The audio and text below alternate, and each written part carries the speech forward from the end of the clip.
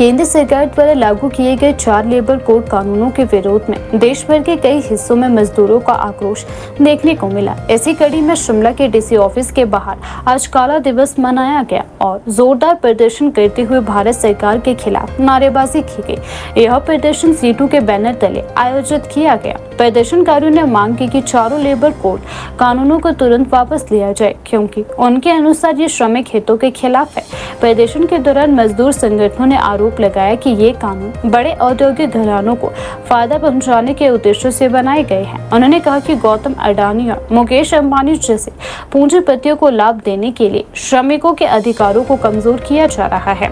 C2 के नेताओं ने कहा कि इन कोड के लागू होने से श्रमिकों के मूल अधिकारों में कटौती होगी और काम के घंटे 8 से बढ़ाकर 12 किए जाने की संभावना से श्रमिकों का शोषण बढ़ेगा। C2 नेताओं ने आरोप लगाया कि नए श्रम कानूनों के तहत उनके विरोध और आंदोलन करने के अधिकारों को सीमित किया जा रहा है, जिससे उनकी आवाज दबाने की कोशिश भी हो रही है।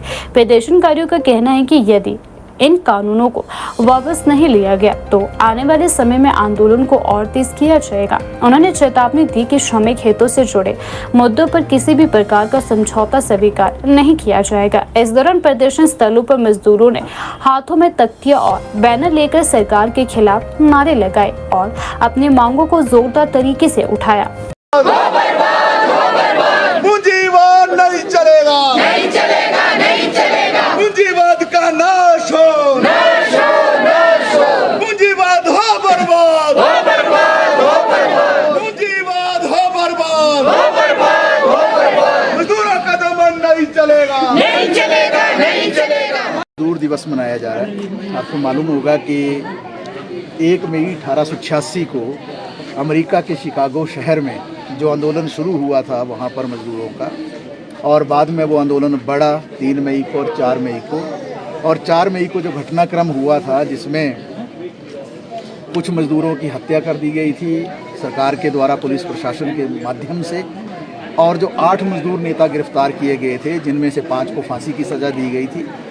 और बाद में उसके ठीक 7 साल के बाद उस प्रांत के गवर्नर ने सामने आकर ये बात कही थी कि ये मुकदमा पूरी तरह से जाली था, गलत था, गलत फांसियां लोगों को दी गई। मजदूरों का कोई भी दोष नहीं था, बल्कि वो अपनी मांगों को लेकर लड़ रहे थे, कोई हिंसा उन्होंने नहीं की थी। तो ये अपने आप में घटना पूरे दुनिया के अंदर एक सिंबल बन गई थी उसके बाद, कि जब जब मजदूर जो अपनी मांगों को उठाते हैं अपनी यूनियन के माध्यम से, उनके आंदोलनों को शासक वर्ग के द्वारा, सरकारों के द्वारा, पूंजीपतियों के द्वारा कुचला जाता है, झूठे मुकदमे भी दर्ज किए जाते हैं। जैसा कि आज आप देख रहे हैं नोएडा का जो घटनाक्रम चल रहा है, जहां पर मजदूरों ने नोएडा में, राजस्थान में, दिल्ली में, हरियाणा के अंदर, उत्तराखंड में, छत्तीसगढ़ में, झारखंड में, दूसरे इलाकों में जो मजदूरों ने न्यूनतम वेतन की मांगें उठाई, और उस पर सरकार ने उसका समाधान करने के बजाय क्या कहा कि ये सारे के सारे देशद्रोही लोग हैं, ये पाकिस्तान से संचालित हो रहे हैं, ये जो है खुरापाती हैं, ये किसान आंदोलन की तरह ही, जैसे किसान आंदोलन के क्रांतिकारियों को खालिस्तानी कहा जाता था, वैसे ही उन मजदूरों को जो हमारी सरकार ने अनेकों आरोप लगाकर जैसे आज गिरफ्तार किया है, ऐसा ही उस वक्त हुआ था। लेकिन उसके बाद जो पूरे दुनिया में आंदोलनों की जो ज्वाला उठी, लहर उठी, और उसके बाद जो पूरे दुनिया में अंतर्राष्ट्रीय मजदूर दिवस की घोषणा हुई सन 1889 में, और उसके माध्यम से उस वक्त से हर साल पूरे दुनिया में हर जगह कोई ऐसा देश नहीं है जहां पर अंतर्राष्ट्रीय मजदूर दिवस नहीं मनाया जाता है। और इसका महत्व ये है कि जो भी व्यक्ति सरकारी कर्मचारी भी इसके दायरे में है, तो इस तरीके से हर साल ऐसे श्रमिक दिवस को मनाया जाता है। और हर साल हमारी ये कोशिश होती है मजदूर वर्ग की कि उन शहीदों को याद करते हुए जो उनकी लड़ाई थी उसको आगे ले जाएं। क्या लड़ाई है वो?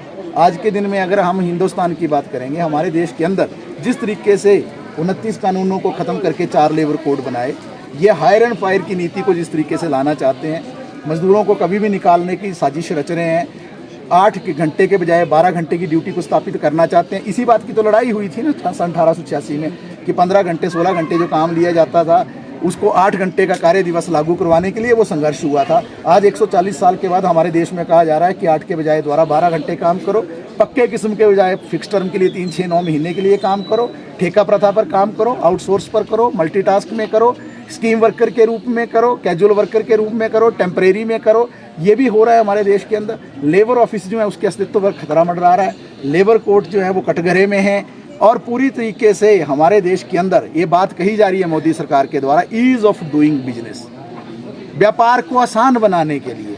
ये एक्चुअल में व्यापार को आसान बनाने के लिए नहीं है। ये सारे कानून जो ख़त्म किए और 4 लेबर कोड बनाए, ये बंधुआ मजदूरी और गुलामी प्रथा स्थापित करने के लिए हुआ। ये व्यापार को आसान बनाने के नाम पर मजदूरों के शोषण, जुल्म, अत्याचार करने को आसान बनाना है। जहां पर पहले अगर मालिक जो है कोई अवहेलना करता था किसी भी नियम की, कायदे कानून की, उसको सजाओं का प्रावधान था, उस पर फाइन का प्रावधान था। नए कानून में ये सारी चीज़ें उड़ गई। अब तो उल्टा जो है मजदूरों के ऊपर जो है मुकदमे दर्ज किए जा रहे हैं।